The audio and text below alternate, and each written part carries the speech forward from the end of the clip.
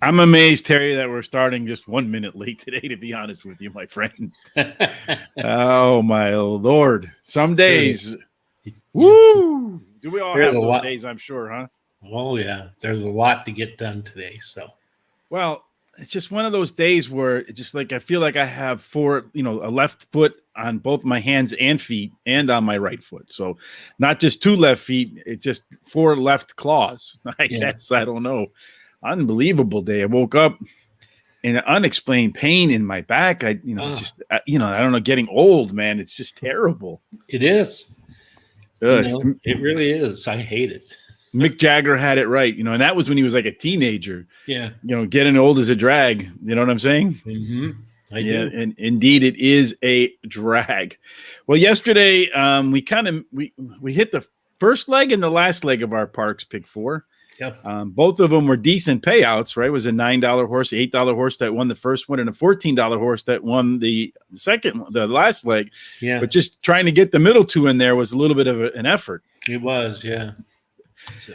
Well, today we're going to do Keeneland. We got a lot of good stuff on tap today with Keeneland, Terry. They have that $3 pick 3, right? Yeah. So as a bonus, we did the $3 pick 3.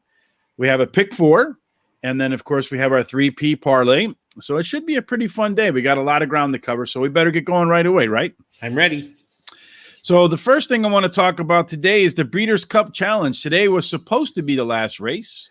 Yes. Turner Loose in the Jessamine was the supposed to be the last Breeders' Cup race for the Breeders' Cup Challenge Win and You're In series, Terry. Yep. And we'll be covering that race a little later on today, but they decided at the last minute to add 2 more races on the 16th over in England. That's right. Yeah. That Quipco Championship Stakes, which is 1.25 miles. So that'll be added. So I'm sure Tom and I will be covering that on our Friday show because we tend to do some of the bigger races over there in England. So make sure you tune in Friday at 1 o'clock because Terry, in his contract, he gets the day off on Friday. Which I really need to. Yeah. So, and then, actually doesn't get the day off on Friday. We have a pretty interesting thing going on Friday as well. Usually we do our live handicapping for contests on Saturday, but we made a little bit of a change because there's not a lot of big races on Saturday. All the Breeders' Cup qualifiers are over. So we're going to go to Remington Park and we're going to have a trainer who has horses running live during the show. The majority of the show, Carl Broberg, joining us on Friday night. We're going to do the live for Remington Park, where they have a lot of their best races of the year. So that should be a lot of fun. I look forward to him because he's got a lot of interesting things to say if you follow him on Twitter. Yeah, and I'll be there. I'm not taking the day off, Freddie. So. No, we violated Terry's contract. Oh, well, you pay me overtime. Yeah, we did. We triple time, Terry, and triple times 0 is equal 0, right? That's right. That math. That's I remember. Anything times 0 is still 0. So, Terry, I'm going to give you a 100,000% raise. All right, sounds good.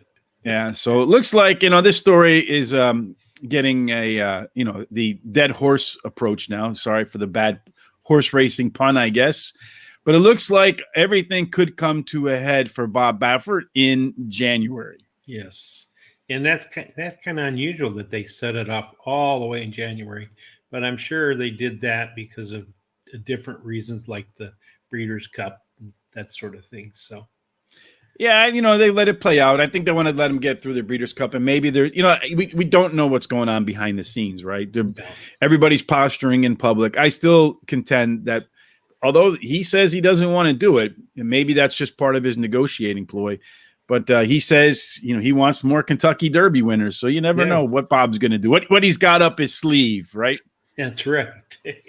Because you just don't know what Bob has up his sleeve. No. So I suspect, though, he's going to get suspended from NYRA. That's what they want to do.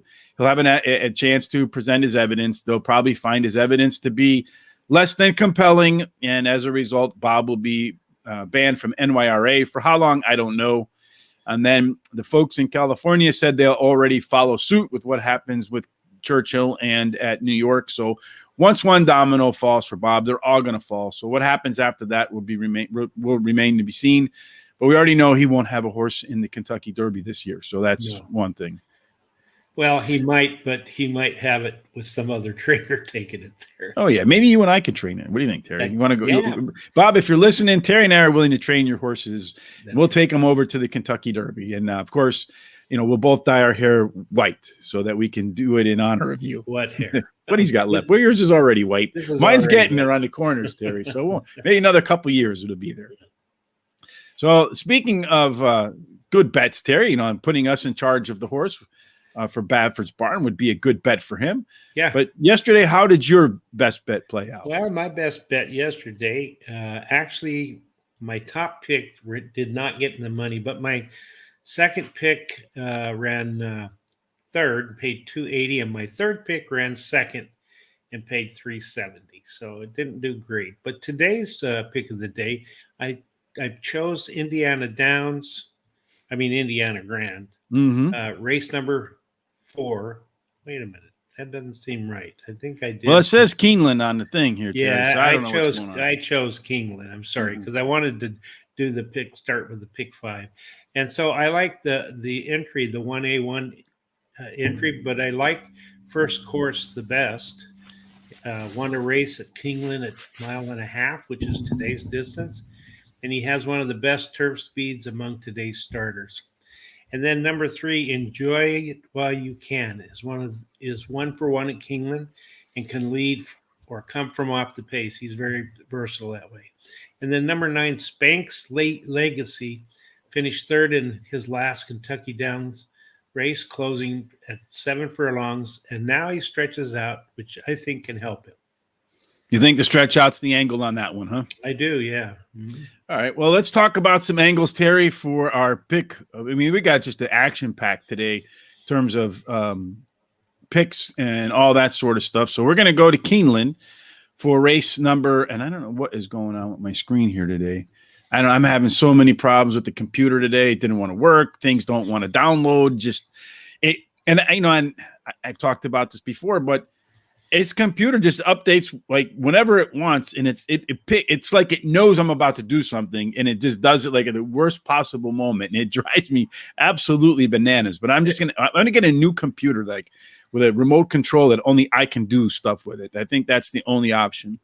So we're gonna do our pick 4 today at Keeneland Racetrack, Terry. Yep. So we're going to start in race number 5.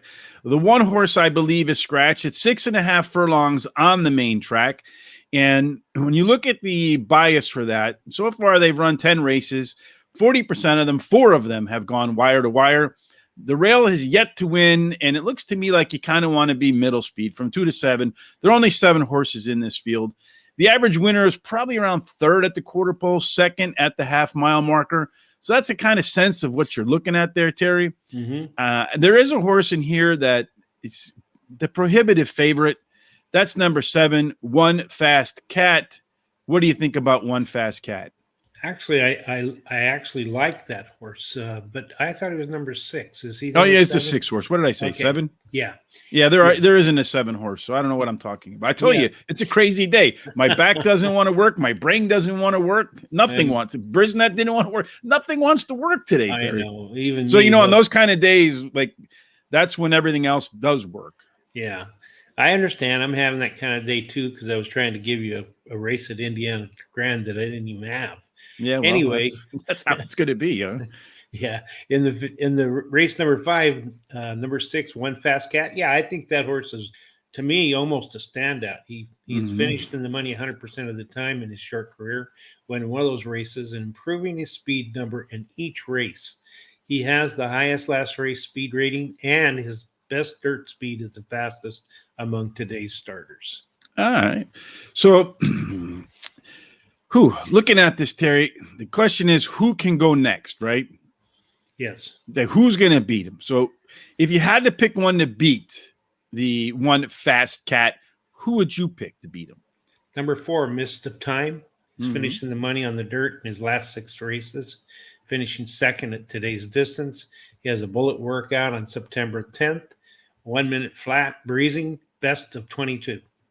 All right, so and I don't think we should go all that deep in this field, Terry, because I feel like the 6 is probably, and it is the 6 horse, right? I'm not calling it the 7 or the 8 or the 9 or the 10. It is the 6 horse, and I think the 6 horse is a standout. So if you're going to beat it, so I agree. I like the 4-horse. The 2-horse Violent Pass is going to be on the rail now. The rail is yet to win. That is the 2nd horse. So I'm going to think there's something. There's an anti-rail bias. Maybe 10 races isn't enough to actually call that a trend. Mm-hmm. But I'm looking at a little bit of a long shot maybe here on KP, the 3-horse. Have you looked at that one? Yeah. I looked at it, but I didn't pick it in my deal. Didn't pick it at all, huh? No, but it did have a good race, won easily last time out on a sloppy track at 5 furlongs.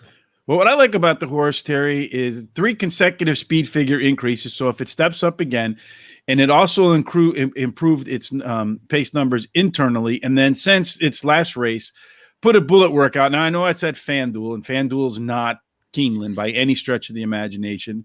But I feel like this is a horse that's trending higher. And if the trainer, John Rendauer Jr., maybe has a sense that his horse might have a crack in here, and at a price could be part of the early pace, Terry. And if it's part of the early pace, speed does win. And, it does have a lot of ground to cover in terms of speed figure, but I thought as a long shot, it's the one that made the most sense. Yeah. I'll go with that.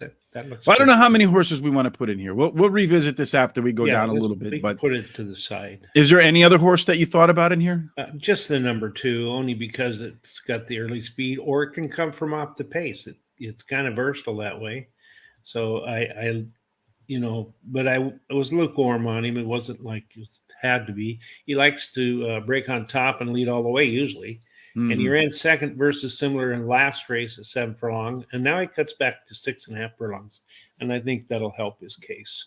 All right. So we're going to just, for now, isolate the 6 and then maybe come back and see what we want to put there. What do you think? That sounds good to me. All right, but I do think we should put something there to beat him later on. So race number 6 is the 2nd race of the $3 pick 3, which we'll get to later on. But it's the 2nd race. That's kind of confusing and surprising, the kind of day I've had so far that I got that order correct. But it's the 2nd race in our pick 4. It's 1 mile on the turf, Terry, allowance 88,000. And when you look at 1 mile on the turf, as you would suspect in most tracks, Terry, 1 mile on the turf, especially with this deep field, is probably going to favor closers.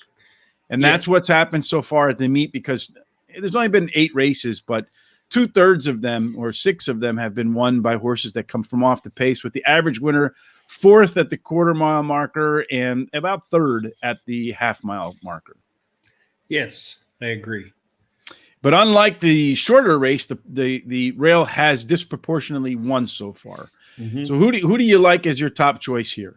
Number 5, Empress Eleanor. She likes the distance, as you said. Closer will probably win this, and she likes the track. She'll be closing to win the race. She has a couple of good workouts prior to this race. I had the 6-horse in there too as one of my top choices. So it is a horse I expect to be charging late. When looking at the late pace figures, it has some of the top late pace figures in the field. In fact, they're number 1. It's also going to make its 2nd start off a layoff. Arm Candy, when you look back at its resume, typically improves in race 2 off the bench and has a win across the Keeneland course. So I'm not opposed to that at all. I like kind of a bunch of those angles there. I like its partner to the inside too, Terry. I don't know. Oh, that was number 5, right? That you're talking about. Yeah, I was just describing my horse, Arm Candy. I am telling you, I am having a crazy day today. That's my pick, Terry. Arm Candy, the one who's making its 2nd start off a layoff, will have the best late pace. I don't know what's going on with me today, Terry, but what do you think about the 6? Oh, I like the 6. He closes like we were talking. He's got a great jockey and a really good trainer.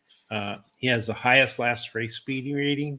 And whenever Stephen Asmussen brings a horse back that's been a beaten favorite, 25% of the time he wins. So, All right, Terry. So now I'm just completely confused. Who do you like now?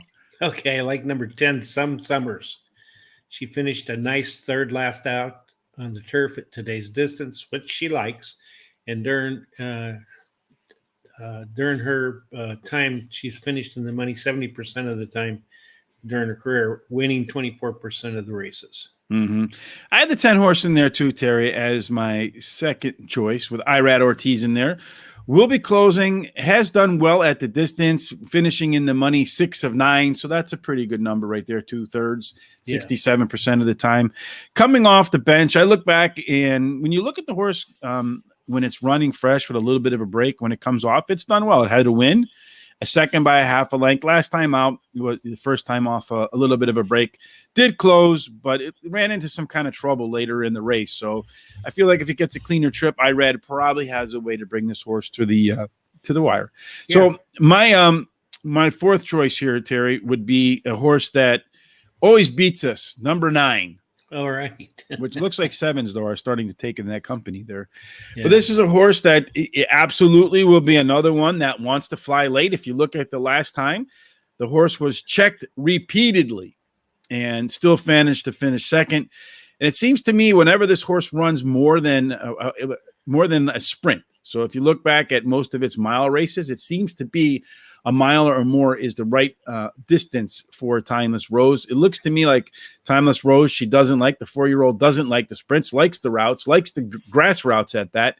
So for me, I like the number 9 as a potential 4th pick. I do too. I think it's a good pick. It's finishing the money last 4 races. So, right. And it closes from very deep. I think it's a good pick. All right, good. Any other horse in case there's a scratcher here or something along those lines that you like? Yeah, number 1, Urban Fairy Tale. She won her last turf race at 1 mile and 16th and now shortens to 1 mile. And she's done really well at that in the past. She drops in the class today, and the trainer wins 18% of the time when bringing back a returning recent winner. All right, for me, the horse that I would think about putting in there if there were a scratch would be number 2, Naval Laughter. Yeah. But dropping a class today, I'm not a big fan of the Arlington Park angle coming off of the it just seems to me that Arlington, some of the horses that do well at Arlington don't necessarily do well on the top circuit, right? Like, a Keeneland or Churchill or Belmont, that sort of thing. Seems to me they do better like at the Indiana Grands, the Fairgrounds, that sort of stuff. So, but that would be my horse if there were a scratch. Yeah, I too like her. She's tried the Grade 1 affair, which is a class she was not able to compete in, and drops back in class again today. And she should improve at the shorter distance. And she has the best turf speed among the starters today. All right. So race number 7, Terry, who do you like in race number 7? 1A, Kinetic Sky. He won 2 races back with jockey Florent Gros in the irons. And now that jockey returns to ride. He drops back in class, should improve at the shorter distance, and has trainer Brad Cox and the jockey combination, who in the last 14 days have 12 mounts, 3 wins, and 2/3. All right. Who else do you like? Number 3, Shadow Matter. He broke slow in his last race and needs to break near the front to be competitive. He drops in class today, and his early running style will help his chances. Trainer Dallas Stewart and jockey Brian Hernandez are a good combination, who in the last 14 days have a record of 5 mounts, 2 ins, and a 1/3. He has a really good workout on October 7th, 46.4 breezing, best of 30. I like that horse as well. Like you said, dropping in class. The horse is 1 for 1 across the course at Keeneland, happened to be at a good distance, one that fits here. So another horse that I'm kind of looking at right here, Terry, is the 2 horse. Did you take a look at the 2 horse? I did, but I didn't pick it as part of my. The Ride of a Lifetime? You didn't like the Ride of a Lifetime, Terry? I didn't say I didn't like it. They're just, to me, this race has got a lot of good horses in it. Just hard to figure out. Hard to pick one that you want to go with. I understand. Yeah. What do you think about the 5 horse, Swift Shore? The 5 horse, yes. That was my 4th pick. He ran a disappointing race against Grade 3 at Lexington, but now he drops back in class, and the trainer wins 25% of the races when bringing a beaten favorite back to the races. His best dirt speed is fastest among today's starters. So, yeah, I like the 5. What I like about the 5, Terry, is today is a sunny and warm day. Well, maybe not warm, but sunny. The track should be fast. And Swift Sure on a fast track, he's caught it twice and has won both of those races. The one race that it did not win was the Lexington, which was on a sloppy track, but it was also the first time the horse probably tried to make more than one turn, right? So yes. So now it cuts back to just a one-turn race where it kind of smoked everybody that it faced. So maybe this is a sprinter that likes one turn and not two, or maybe it needs to maybe go 6 furlongs, 7 furlongs, and then the mile route. So I agree with you on the 5. Any other horse that you like in here? No, that's all. That's all. I don't think there's only one other horse in there, is there? And so the other horse in the race, I think, what is the 4 horse? That's the one we didn't cover? 6, I don't think we covered.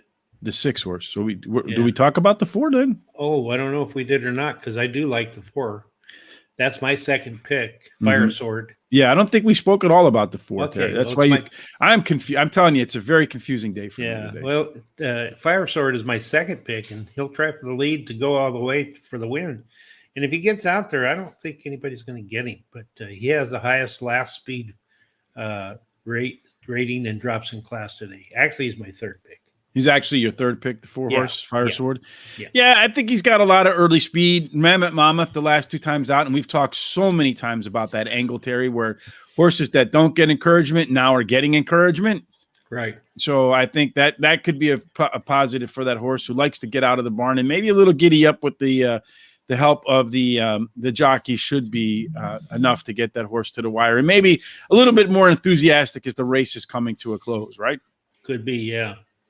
All right, so the final race was supposed to be, as we talked about a little bit earlier, it's the Jessamine Stakes. It's a grade 2 for $200,000. This is 2-year-old filly, so anything could happen. A mile and the 16th on the turf, Terry.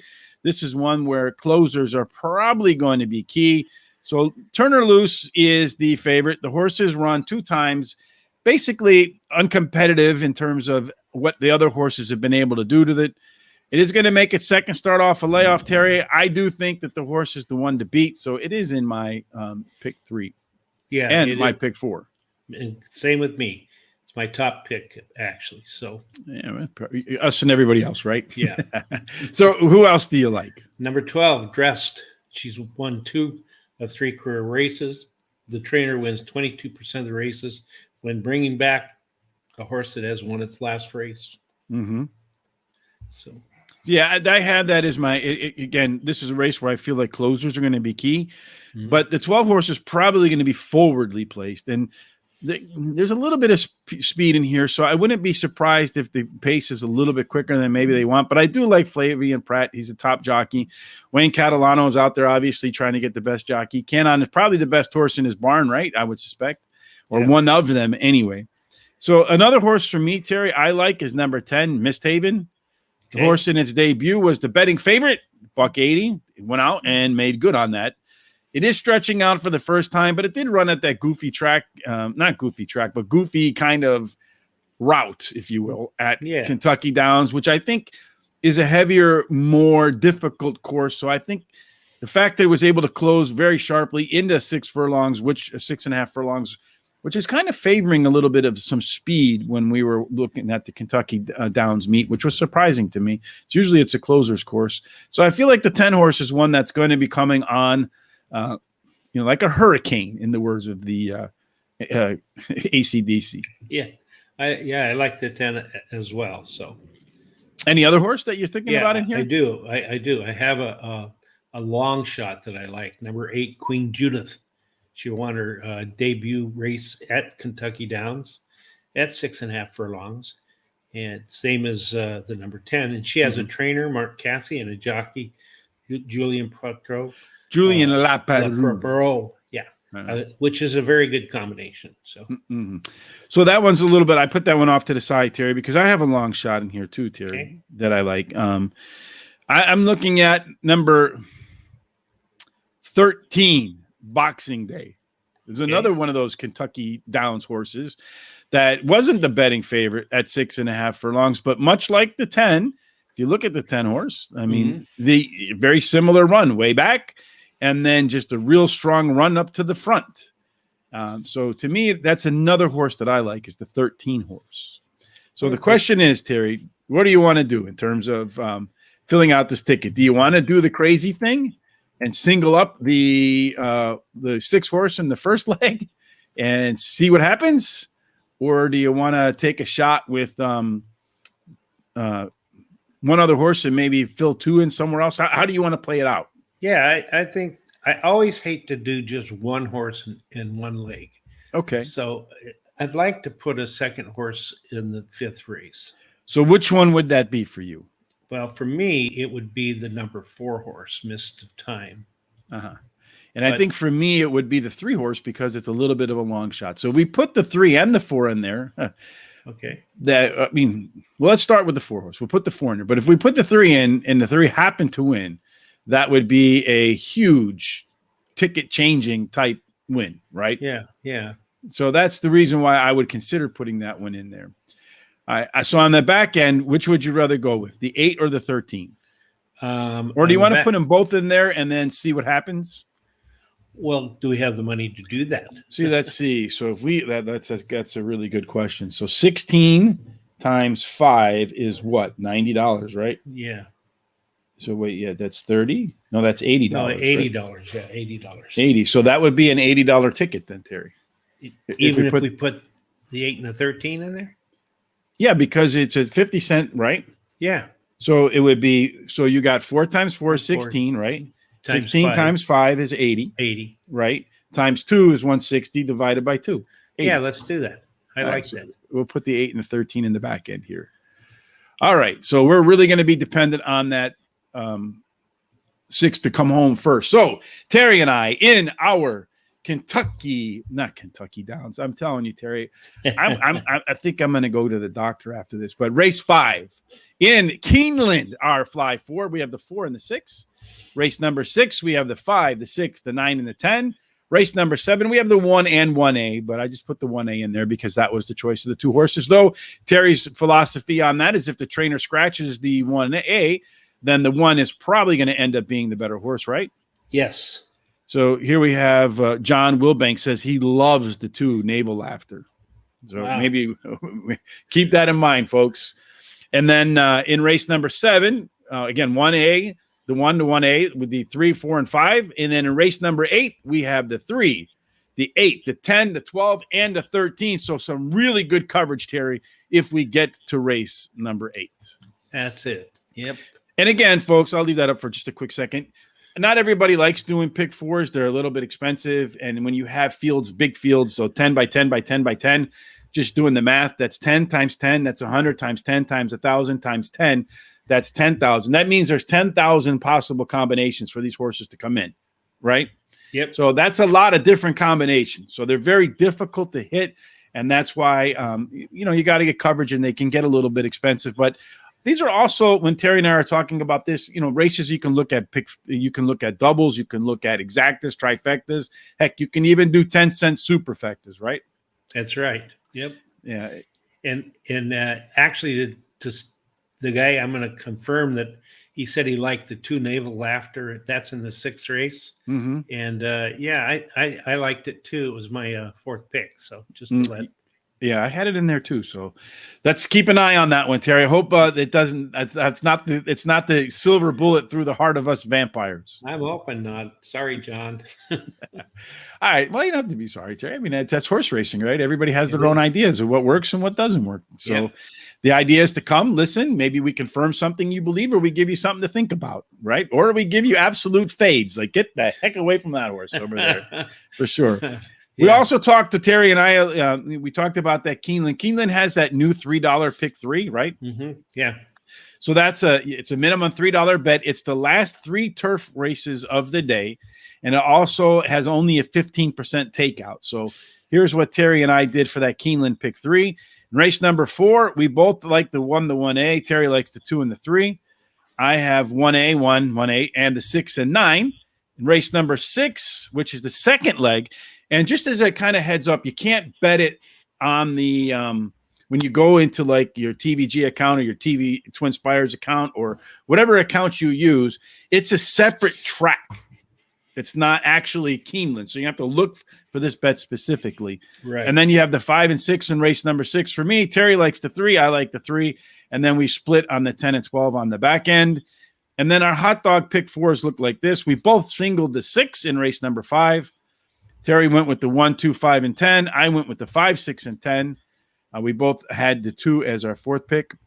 Race number 7, Terry went with the 1A, the 3, and the 4. So he's got the entry, the 3, and the 4. I went the 1A, 3, 4, and 5. And race number 10, Terry went 3, 8, and 12.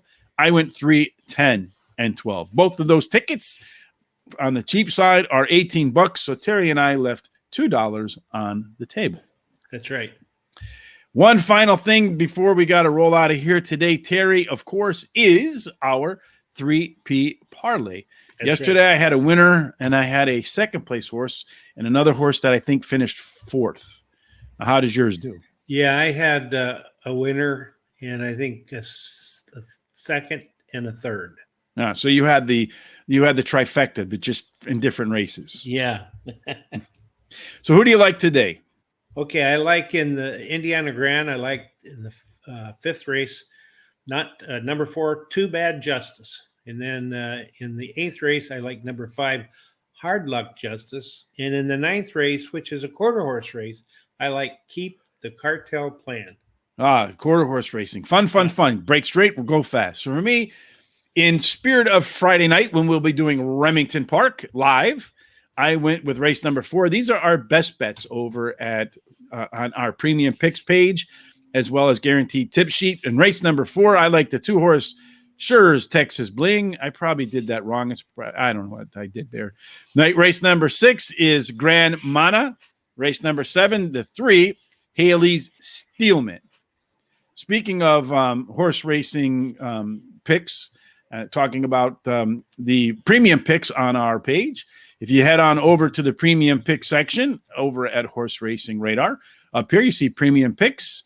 And today you see, in spirit for the one gentleman who's always asking for the Delaware Park picks, the free track today is Delaware Park. So you just go to horseracingradar.com, click on the premium tabs link, premium picks tab.